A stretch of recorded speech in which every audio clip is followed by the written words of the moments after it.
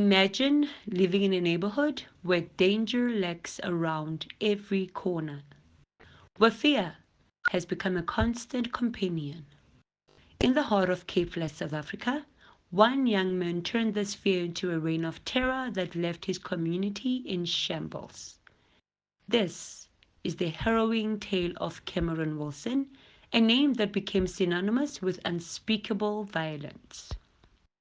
Cameron Wilson grew up amidst the harsh realities of Cape Flats, a region plagued by poverty and gang violence. By the age of 17, Cameron had already embarked on a path of brutality, one that would see him become one of South Africa's most notorious criminals. Cameron's upbringing was far from ordinary. Raised in a violent environment, his father was a prominent member of the Fiat 28 prison gang. This association offered Cameron a shield of impunity, instilling in him a sense of invincibility that would have deadly consequences. On October 2014, Cameron's first non-violent act set off a chain of horrifying events. In a public confrontation, he stabbed Alfonso van Rooyen to death. Witnesses, paralyzed by the fear of gang retaliation, remained silent. This fear was not unfounded, as 30 days later, Toya Stobber, a witness of Alfonso's murder, was found dead. Over the next 2 years, Cameron's violence escalated. He struck indiscriminately with victims of all ages and backgrounds.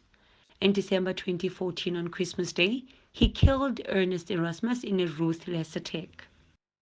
Cameron's reign of terror continued unabated, with each crime more brutal than the last.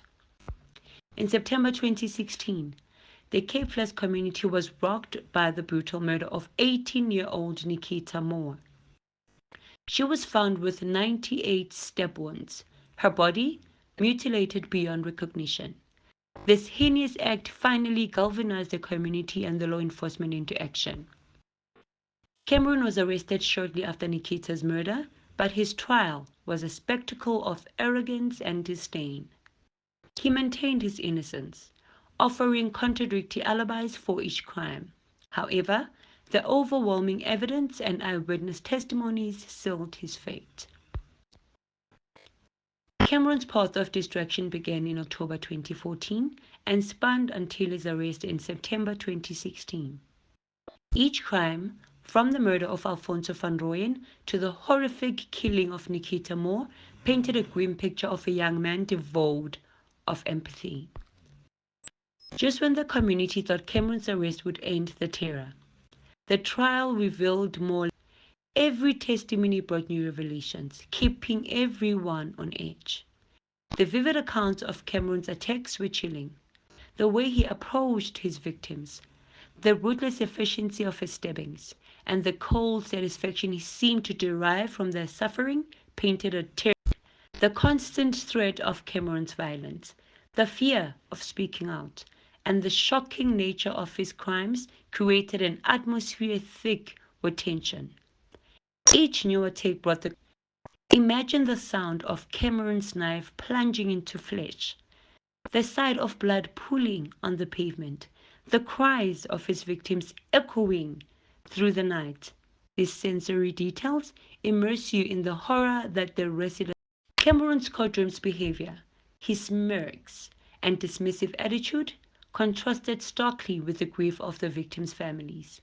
The drama of the trial, the testimonies, and the final verdict were a climactic end to his story. Eyewitnesses who dared to speak out described Cameron's unprovoked attacks, his chilling calmness during the crimes, the fear he instilled in the community. These accounts were crucial in painting a full picture of his brutality. Psychologists and criminologists weighed in on Cameron's behavior, noting his lack of remorse and the influence of his father's gang affiliation. Their insights helped to understand the making of this monster. The community's outcry and the relentless pursuit of justice by law enforcement ensured that Cameron's story didn't end with just his arrest.